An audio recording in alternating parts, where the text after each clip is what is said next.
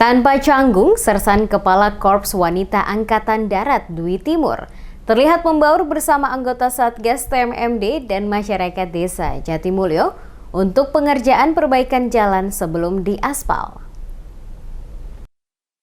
Wanita tidak membuat Sersan Kepala Korps Wanita Angkatan Darat dari Korem 082 Citra Pancayuda Jaya Mojokerto canggung.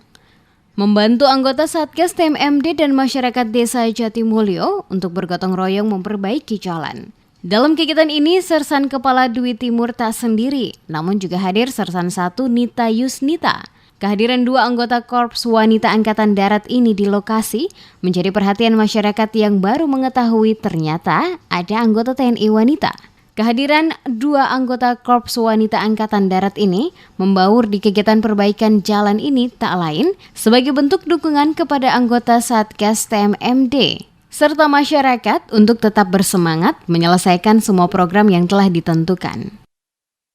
Kami membaur bersama warga dan Satgas TMMD memperbaiki jalan sebagai sasaran fisik TMMD ke-110 di Kodim Bojonegoro. Kami sebagai motivasi sebagai motivator bagi anggota Satgas ini agar mereka lebih semangat dalam bekerja.